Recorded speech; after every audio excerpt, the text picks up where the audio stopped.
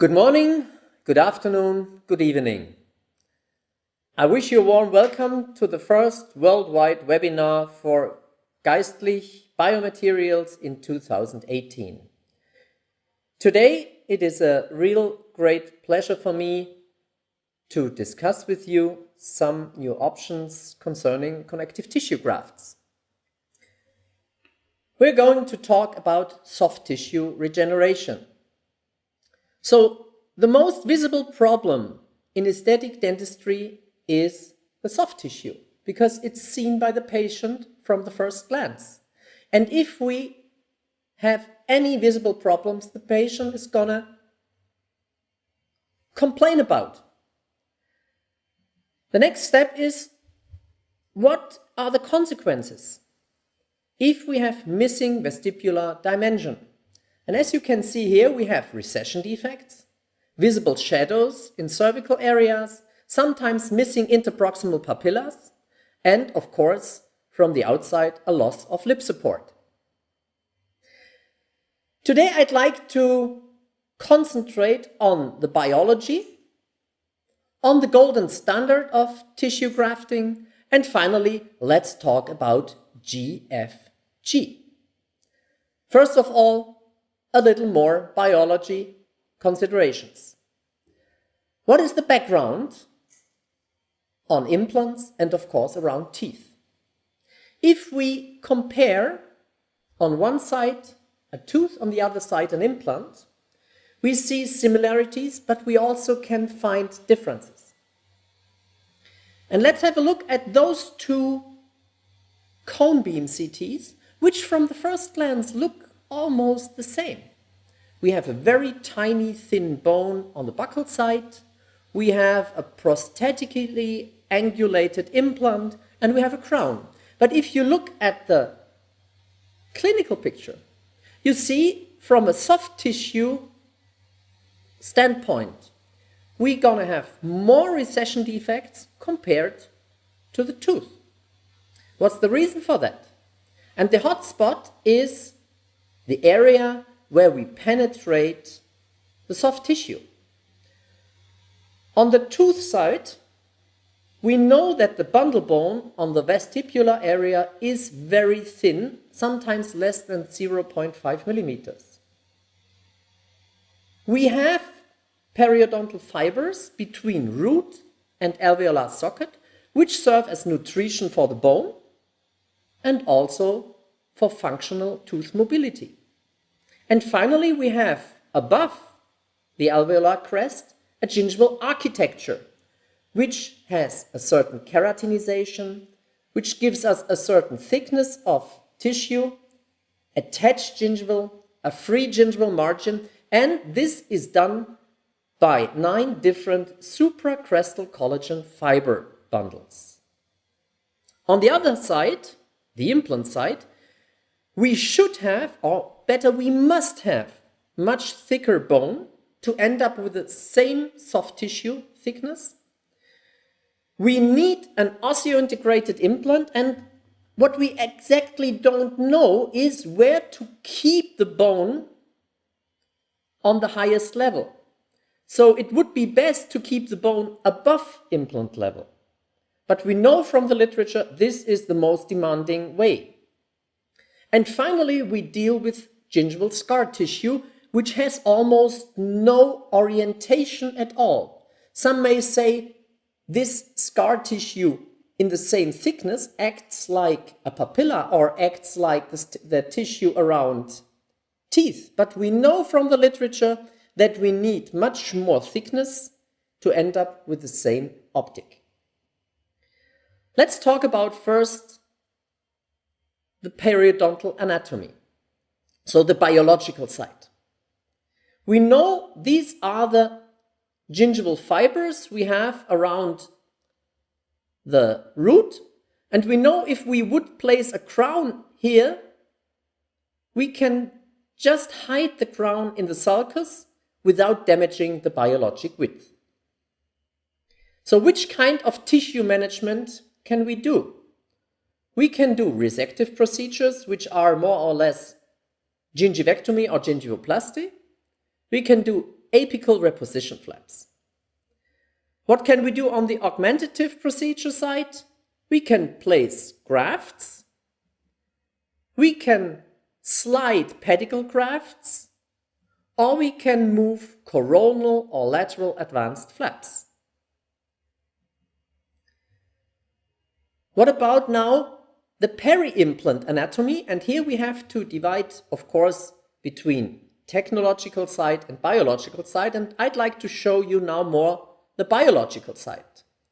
We need a certain gingival thickness, which is divided into thick gingiva and thin gingiva. And the difference is the visibility of your periodontal probe. If you put in a perio probe into the sulcus and you can't see the probe through the gingiva, we say it's a thick phenotype. If you can have a glance of the thickness of the perio probe, we have a thin biotype. And we speak about a thin biotype with less than 1.5 millimeters of gingiva. What do we know from the literature? We know that we have more recession defects in thin phenotypes. And we know that if we have a thin phenotype, we have more crestal bone loss within 1 year as if we would have a thick biotype. What about the keratinization? In dental patients, we know that even if we have no keratinized mucosa, have nice aesthetic appearance. But in implantology, we know that keratinization should be around an implant because of aesthetics and hygiene. The minimal width of keratinized mucosa is about 2 millimeters. Keratinized mucosa is not attached gingiva. Attached gingiva is the gingiva which is attached to bone. Keratinized mucosa seals off bacteria. The more keratinized mucosa we have, the less plaque accumulation, the less inflammation, the less recession and marginal bone loss. And finally, on the lingual side, we also can keep off bacteria. Let's have a look at one case where we did surgery. A female 61-year-old patient. She was medically healthy. She smoked some cigarettes per day, were allergic to penicillin, but she had a recession defect at an implant on the upper left. Here you see the recession defect, and you see that looking with the perio probe, she does not have any fixed mucosa, and she does not have any keratinization at the recession defect. What did we do? We started to create more keratinization by putting in a Mucca Graft. So here we split the flap, we leave the muscle. You can see that we stay strictly above the muscle.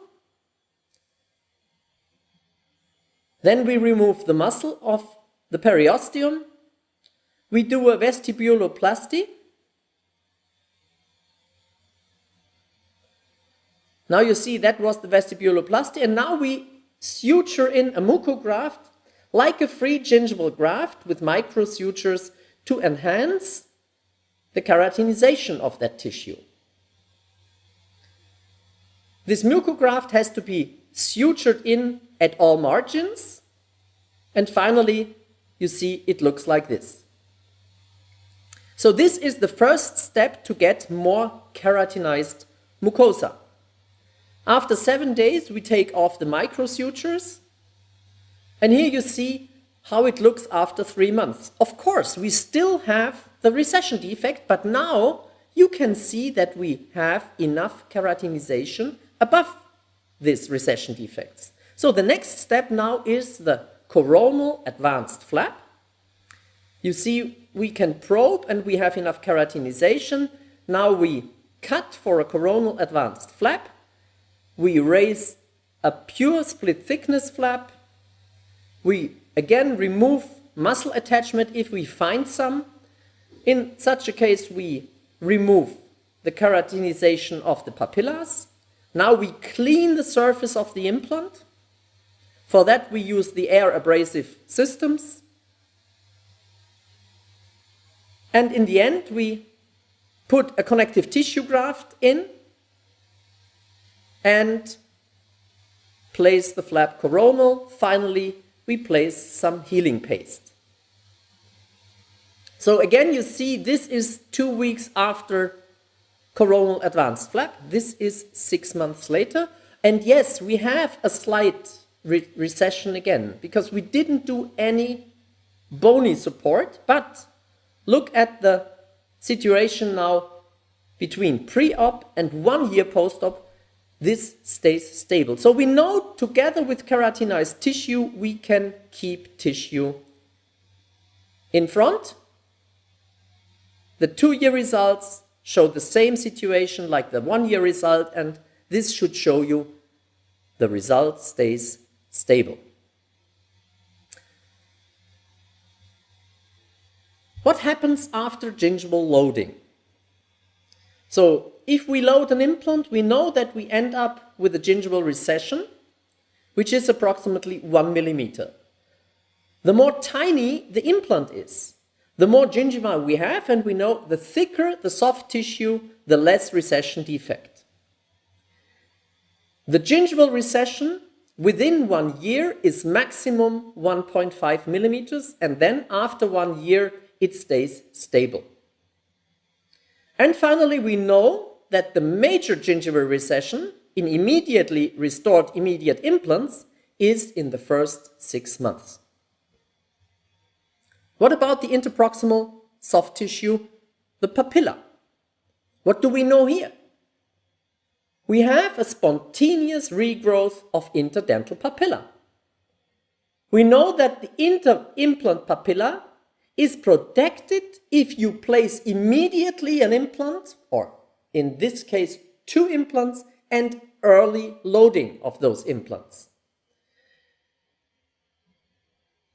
There is no difference if you use a distance of 2 millimeters between the implants or of 3 millimeters if you use the platform switching concept to give the soft tissue additional space. And we know that the mean height of a papilla between 2 implants is not like in dentate patients 5 to 6 millimeters, it is about 3.5 millimeters. Also here I can show you a case on that, a patient which is in 2004, 49 years old. She was suffering bruxism, she had pain at the tooth 1-1, which we have to extract. So we prepared the 2-1 for a crown, we extracted the 1-1, we placed immediately an implant, we did immediate impression, a connective tissue graft, and within 2 days we placed the final abutment. So in the bleeding environment we placed the final ceramic abutment with a connected long-term provisional.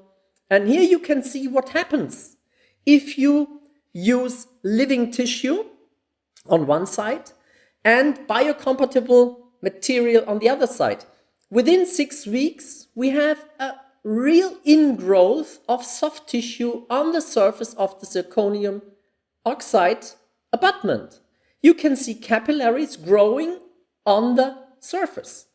In this area, we of course have to remove those tiny papilla tissues, and we go ahead with the final crown. You see, after 12 months, we place the final crown.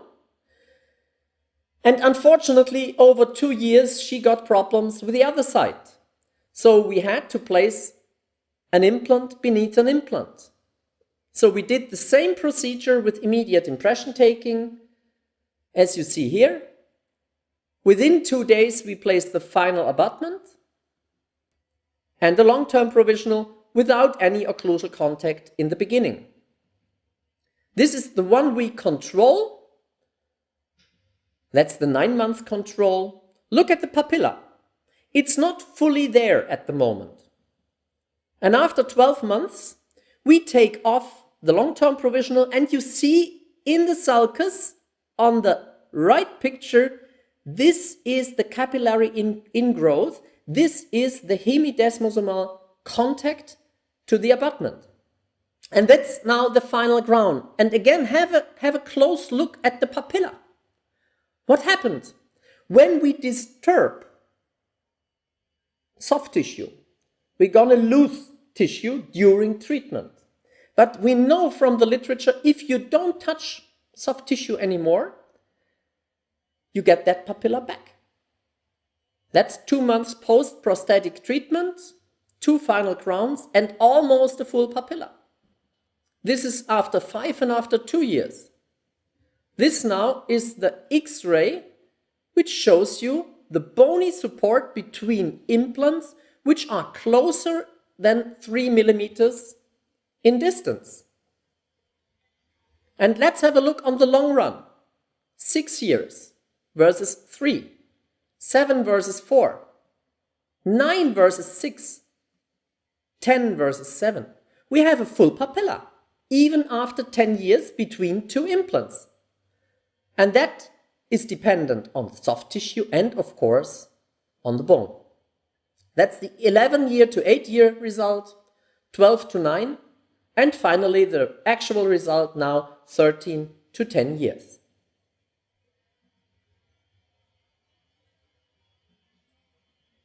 So now let's talk about the golden standard, the tissue grafting. The gold standard in soft tissue grafting at the moment is the connective tissue graft.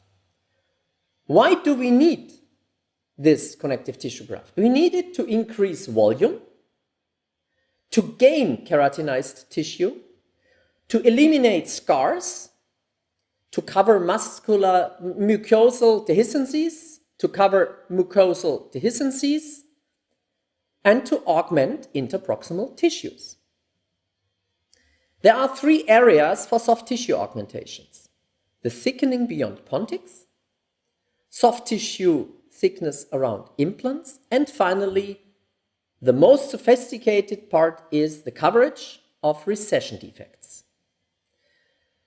We can classify all those soft tissue transplant, and as I already told you, the all-rounder around these is the connective tissue graft. So here you can see the direction of classification. We can divide into free and pedicle grafts and into epithelialized and pure connective tissue grafts. So the free and epithelialized grafts is the classical free gingival graft, or we call it the wedge graft or onlay graft. The free connective tissue graft, I told you, is the all-rounder in connective tissue grafting. And we have epithelialized pedicle flaps, which is the split thickness mucosal flap. And last but not least, the connective tissue flap, which is without any epithelium.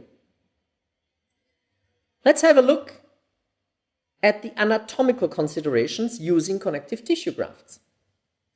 We know from the literature that the hard palate gives us a certain thickness, which is maximum 4 millimeters. But we can also take out tissue from the tuberosity to get much thicker connective tissues with less fat, less glands, but also less vessels. So just as a trick, if you need thin and large grafts, take them out from the hard palate. If you need thick and small grafts, take them out from the tuberosity. What about the healing? We know from the literature no patient wants to give a graft from the palate or even from the tuberosity because we have a second stage surgery, which is sometimes more painful than the recipient side. With a single incision technique, we end up with the best healing result and the least pain. What about the quality and quantity of that tissue? And there is a nice study from Reiser and co-workers where you can see The more U-shaped the palate is, the thicker the connective tissue graft. Which means in a high palate, which is U-shaped, we can have up to 17 millimeters of thickness.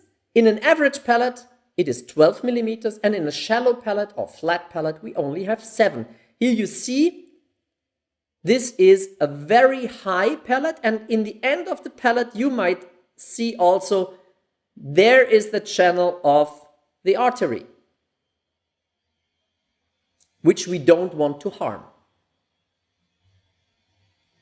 Now let's talk about the surgical technique. And we have to talk about donor side more than the recipient side, because in the recipient side we already do surgery. What about the donor side? Here you see the harvesting of a connective tissue graft, which is in the 3 cutting technique. We do the first cut perpendicular to the surface, then we raise our blade up to 60 degrees and finally to 30 degrees to be almost parallel to the surface of the palate mucosa.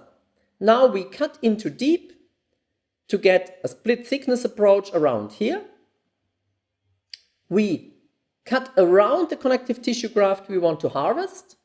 And now we mostly do a second split epiperiosteal to get out the full connective tissue graft.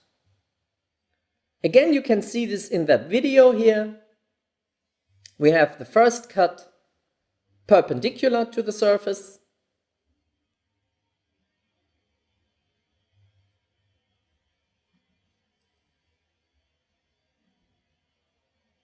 Now we do the second cut with 60 degrees angulation.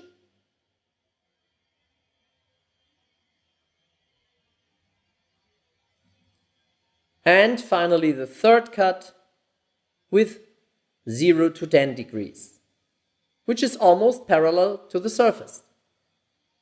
And finally, yes, you can take out, after uncutting the connective tissue graft, you can out this very, very high quality tissue.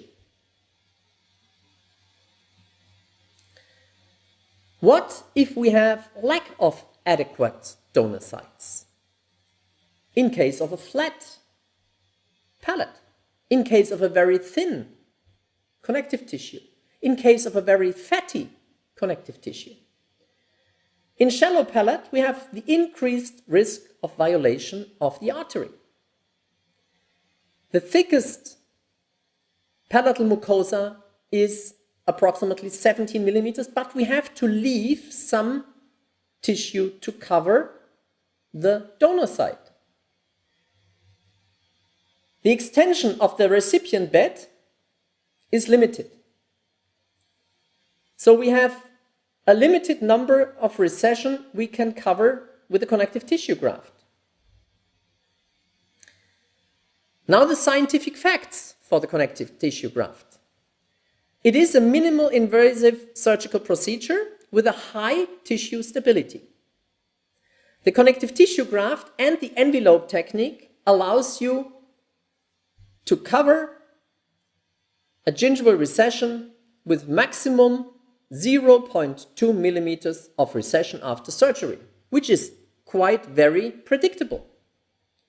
The best enhancement we have if we combine connective tissue graft with coronal advanced flap covering the connective tissue.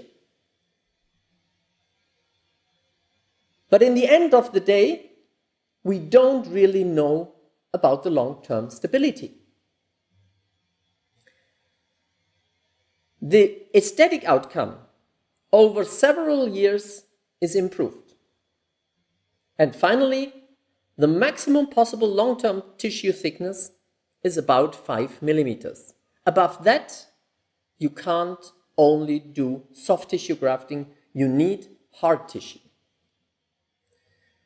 So what are the clinical limitations for the connective tissue grafts? It is the limited bioavailability. It is the limited bioavailability of the tissue. It is a sophisticated surgical procedure. And we have an increased morbidity due to the additional surgical site.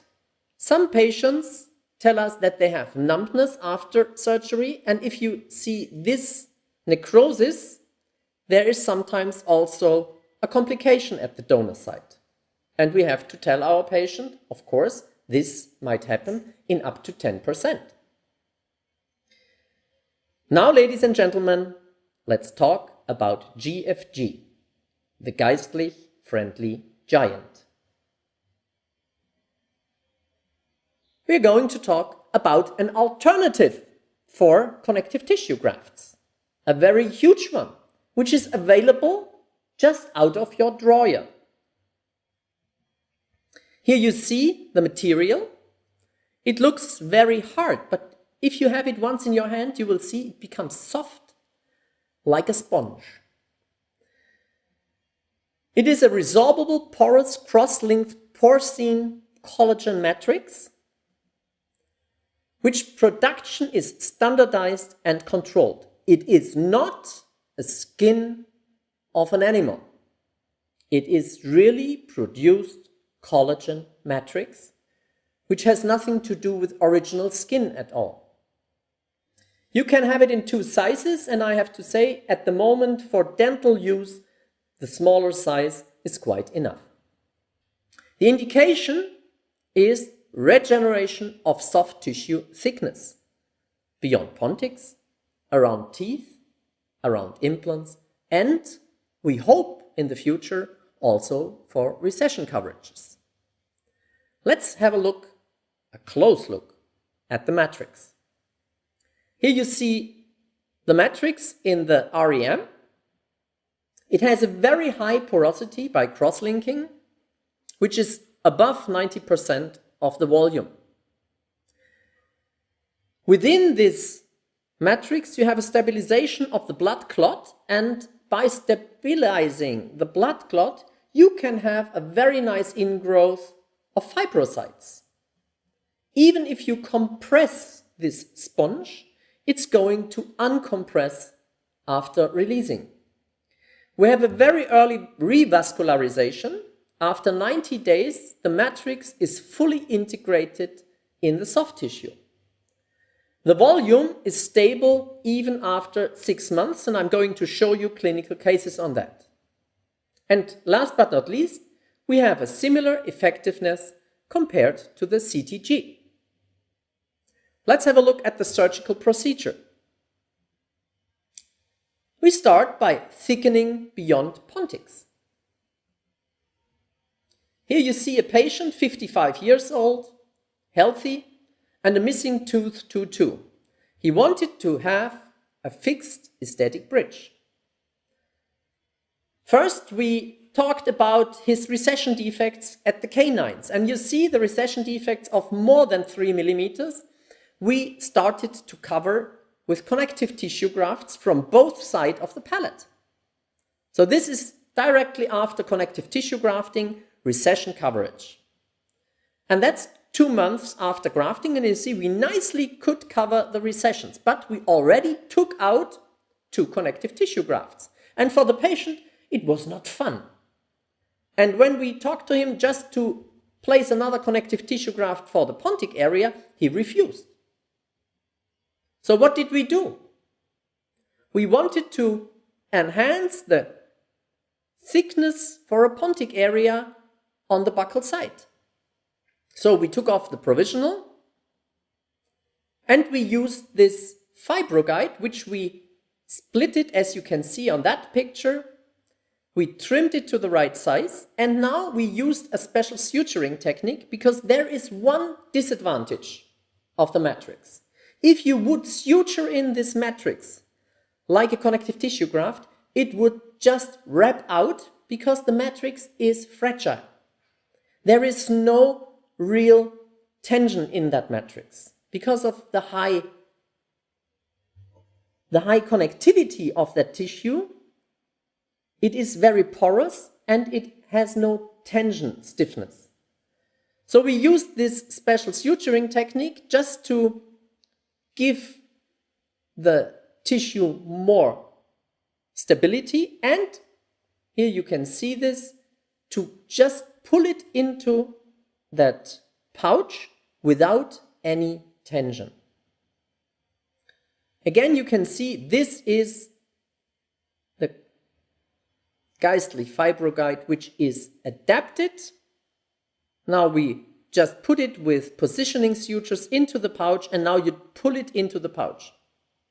We close the flap, and this is the situation directly after surgery.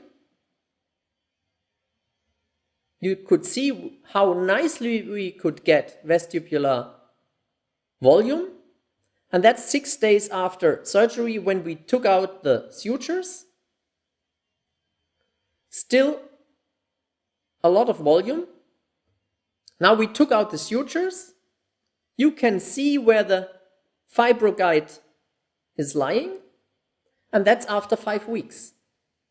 We still have almost the same volume like we had directly after surgery. That's the situation pre-op and post-op. Pre-op and post-op, without taking any connective tissue graft. What about soft tissue around implants? Here we have a 58-year-old female patient, and she wanted to have more gingival thickness around an implant which was at the moment still covered.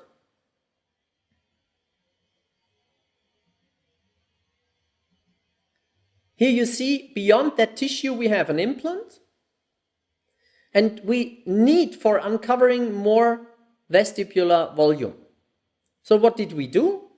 We used the flexible microknife to prepare a split thickness flap, You see the implant. We remove the muscular adaptations. So we prepare a pouch looking like this. Now we trim the fibroguide. We do the same suturing technique as I have shown you.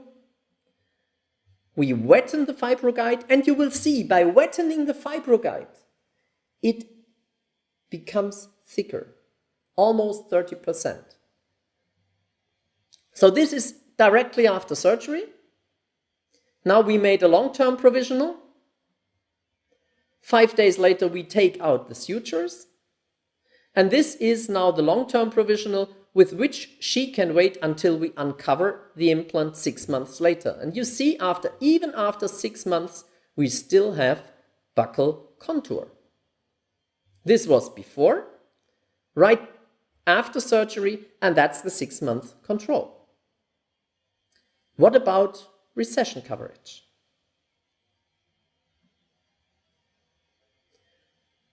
This female 50-year-old patient had 2005 a full reconstruction. That was how she came in 2005. And she already was suffering missing papillas. She had perio treatment. We had to take out some teeth. And after treatment, she got 6 implants in the upper. And we placed all ceramic crowns on all implants and teeth. So this is the situation how we ended after 1.5 years of treatment, with no recession defects at all. And on the follow-up, here you see how we started, how we ended up, 2006. And that was the 4-year result, that was the periodontal 4-year recall. She didn't suffer any perio problems anymore. No recession. But after 6 years, you see at the left upper canine, a slight recession started. And after 8 years, it became greater. And the largest amount now is after 10 years, almost 2 millimeters of recession. Here you see the close-up of the recession defect. And we decided in such a tiny recession to start with fibroguide. A small video on that. Again, we do the coronal advanced flap by splitting the tissue.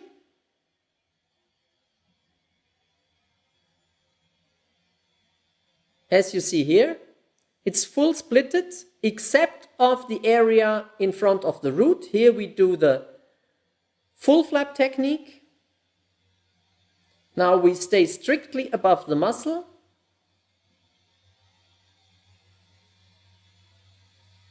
We prepare mesial and distal the pouch for the fibroguide. Now we clean the root with perio diamonds. We remove the papillary keratinized tissue to end up with a coronal advanced flap, and that's the fibroguide. You see the thickness of the fibroguide. We have to make it thinner. And the fibroguide now is put into the pouch, is sutured in with micro sutures on the distal and of course on the mesial aspect. And now we suture the split thickness coronal advanced flap around the canine and close the vertical releasing incisions with micro sutures as you see here. So after approximately 45 minutes, you end up like this. And now we wait minimum 5 days, maximum 7 days to remove the sutures again. What about the indication, but also the limitation of the Geistlich fibroguide? If we compare a soft tissue graft on one side and the fibroguide on the other side, we have to say the soft tissue graft has one real advantage. It may be uncovered up to 30%, which gives us the possibility to gain also keratinized tissue. The fibroguide has to be covered. The disadvantage of the fibroguide is the fragile and risk of rupture. That's the reason why I showed you the new suturing technique, which is easy to learn, but you have to know new materials need new techniques. The disadvantage of the soft tissue grafts are the advantages of the Geistlich fibroguide. There is no risk of necrosis. Even if you end up with a dehiscency, you don't have a necrosis because you don't bring in living tissue. The handling of a connective tissue graft means you have to be careful because it's very slippery and you have to position it very, very precise to keep it in the right position. The Geistlich fibroguide is sticky, and this stickiness means if you once put in the fibroguide into the pocket, it stays there. The availability I don't have to talk about. We know you only have to open your drawer and you take out the package. I'd like to show you also a case on that. And I have to say this was our first split mouth case. It's a female 90-year-old patient. She was suffering hypertonia. She had a cardiac pacemaker. She had anticoagulant therapy, but she fractured her upper frontal bridge. She didn't want to have a long treatment. We had to do everything in one treatment. You see, this is her upper bridge, which was fixed to the neighboring teeth with composite. And when she came in, she told me, "Doctor, please do only one shot." That's the X-ray. And that's when we took off the bridge. You see both roots were broken beyond the gingiva, almost on bony level. Now you see the surgical approach. We took out both roots. For this, we use the vertical pull-out system, like the Beschnidt system, as you might see here. Now we clean the pockets, we clean the alveolar socket, we do implant placement with a guide, which gives us the possibility to immediately restore both implants with provisionals. And here we did the following. We put in both implants. We did augmentation of the socket with a bio-os material, and now we prepared two pouches, one left pouch and one right pouch. And in her left pouch, she got a connective tissue graft. As you see here, we have to take off the fatty part, we have to remove the glands. Then, of course, suturing now is very easy. You only have to go through the pocket, out the alveolar socket, 2 times through the connective tissue graft, back into the pocket again. You just pull it in with a positioning suture. Very easy to suture in. Here you see, you can pull without any rupture, of course. And with a microsuturing technique, we only fix the margins. On the other side, we use the fibroguide. And here you see again the suturing technique, which is more sophisticated, of course. Again, you start in the bottom of the pouch just to come out in the alveolar socket. Now we do the positioning suture with a new technique. Some stitches through the fibroguide and back through the pocket again. So although it is a new technique, if you have some routine, it only takes you double time. And now we wetten the fibroguide and we pull it in.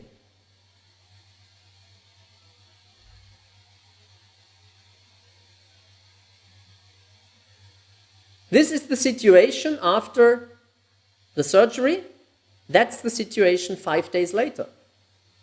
And now have a look at the 1 month result. This is the site with the connective tissue graft. This is the site with the fibroguide. That's the 1 month result. That's the 3 month result. That's the 6 month result. And now look on the site with the connective tissue graft.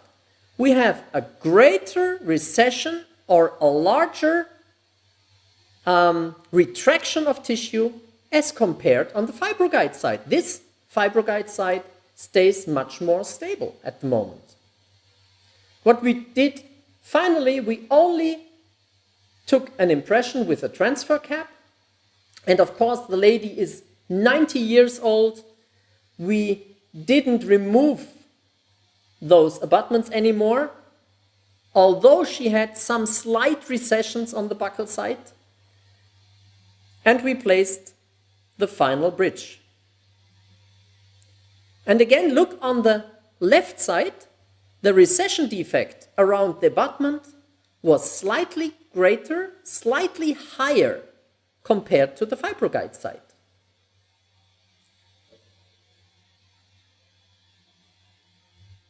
Although we have the same bony support. That's the control, and still you see the site with the fibroguide has the same volume as 6 months before. The 9-month control shows you that the connective tissue graft had slightly more recession defect than the Geistlich fibroguide. So what now? The comparison about Mucca Graft and fibroguide. Because some of you may say, you already have an artificial connective tissue. And I have to say the Mucca Graft is not a connective tissue graft. It is the same like a free gingival graft. It is allowed to have an open healing. It is allowed to seal bony cavities. And it is allowed to use in vestibuloplasty techniques, as I showed you already. For all those, the fibroguide is not made for. About recession coverage, we have less clinical data for the Mucca Graft, but we start now to have clinical data with the fibroguide. The soft tissue thickness around implants we can easily do with the fibroguide, not with the Mucca Graft. And also finally, I'd like to show you the last case of a 65-year-old male patient. He had an accident during kite surfing and he broke one tooth. So this is how he came in. And he broke that tooth. You see very deep, already a root canal treated tooth, and he also broke the post. So what did we do? We produced a long-term provisional as an extension bridge, like you can see here. We took out his old reconstruction in the front, and now we started, that's the implant, that's the fractured tooth. We started to remove the root.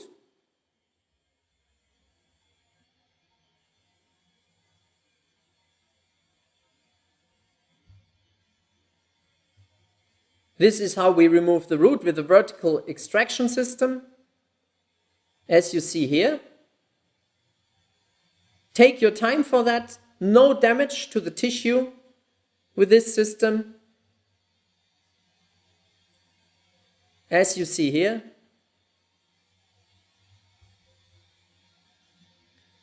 Now we clean the socket, we place the implant,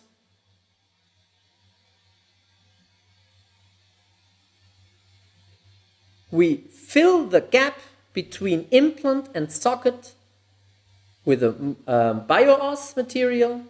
And now it's the most sophisticated thing. Between two implants, to prepare the pouch on the buccal side, we leave the periosteum to the bone. Now we bring in the fibroguide with the suturing technique, as you know already. Now you see how we just pull it into that very, very thin tissue, into that pouch. And on top, to keep the keratinized tissue, we put a Mucca Graft. This is the Mucca Graft seal, which we put on top of the implant, and we suture it completely around. So this is a lot of biomaterial, of course. But if you have surrounding living tissues, you today can use the biomaterial to give the patient more comfort and more security in healing. Again, you see the technique, the final surgical site, and the implant we placed immediately. And this is now after 6 months. You see, we could keep keratinized tissue, we could keep the volume, and of course, we placed an implant. During uncovering procedures, you can just do an apical reposition flap and reopen the implant. And that's the situation directly after uncovering and abutment connection. 5 days post-op, we take off the sutures. I'd like to conclude. The thickness of the matrix should be 2 to 3 millimeter in maximum. The thicker you make the matrix and bring it in, it might end up with a dehiscency. So be careful not to bring in too much tissue. You should have a tension-free closure, and I tell you, it's all about suturing. You should know how to do a split thickness flap and how to do micro sutures. The fibroguide is not a tissue or a matrix for beginners. The fibroguide is more or less a convenience product for all dentists who know how to do plastic perio surgery. And even those who know to do connective tissue grafts need a learning curve in handling of a new material. Don't hesitate to talk with your colleagues about that, and don't hesitate to ask experienced colleagues how they do this. We have less complications during healing phases, a high tolerance to handling failures, but of course, then if you have some complications, you end up with less volume. The stability of the fibroguide is at the moment known as the same compared to the connective tissue graft. Finally, I'm looking forward now to your questions, and I hope you enjoyed this first worldwide webinar together with Geistlich Biomaterials. It was really fun for me to talk to you, and wherever you are on this really beautiful planet, live long and prosper, and I'm looking forward now to reading from you. Thank you very much.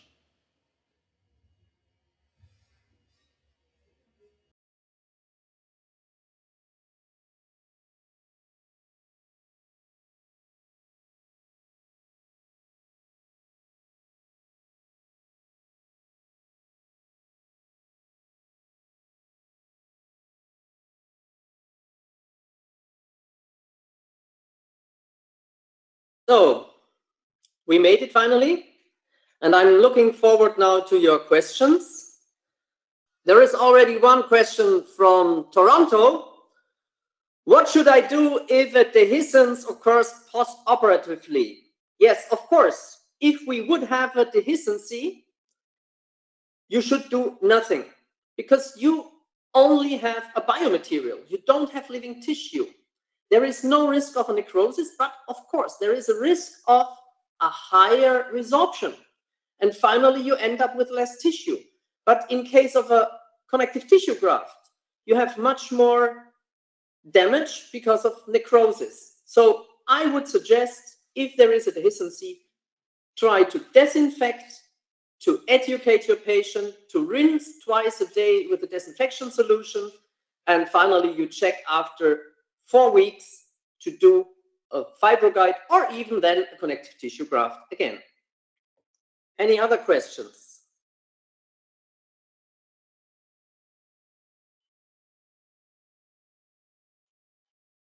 In your opinion, what is the better way to trim the fibroguide? Wet or dry? So honestly, it's a question of taste.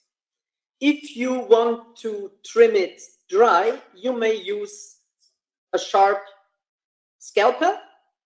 You can just cut it, you can split it, and then you make it wet during suturing. Or if you want to trim it wet, you should use scissors. With the scissors, we don't at the moment really know if we damage the matrix by just squeezing it. So in my personal opinion, I would use the knife to trim it dry, and then I wetten it before I put it into the pouch.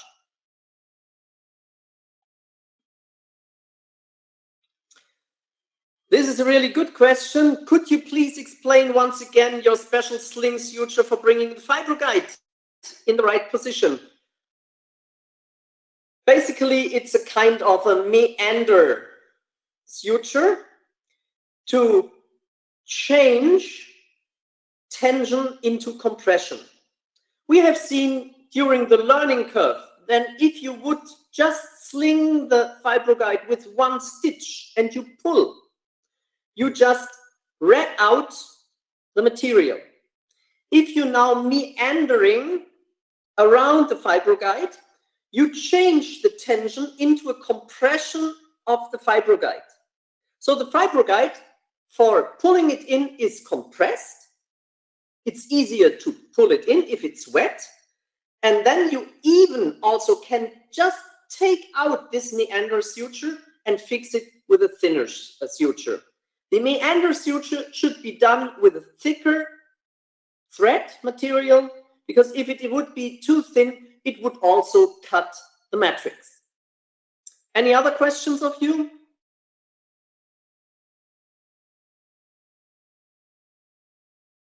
What will happen if the collagen matrix is not covered completely with a flap? It will, of course, dislute earlier. But anyway, as I told you, there is no real risk. There is only more resorption. Have you ever used a tunnel technique to apply the fibroguide? Yes, we did. The tunnel technique is the most sophisticated way. The tunnel means you have a very small entrance, then you have a pouch or a hollow scaffold where you want to bring in the matrix. If you raise a split thickness flap and you open it and you close it later for your learning curve to start with a fibro guide, it would be the better way.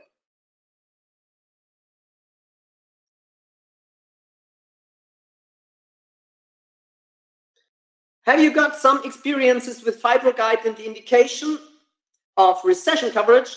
I know you who asked this was coming late.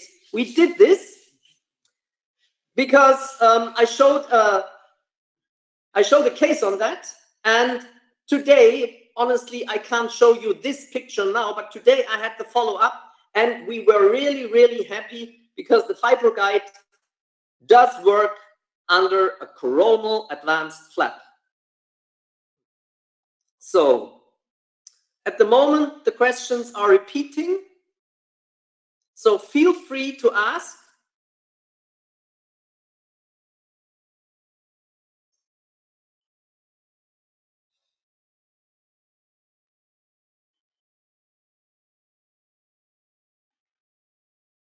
There is one thing I'd like to add.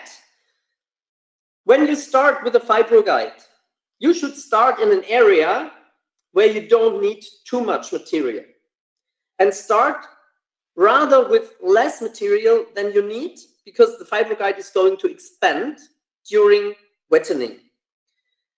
And we have seen over the last 20 surgeries that even if you put more pressure to the fibro guide, it will be less.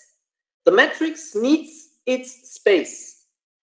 It is difficult to exactly adjust it, but it's better to have less fibro guide and tension-free suturing than to bring in a lot of material and you need a lot of force to close it.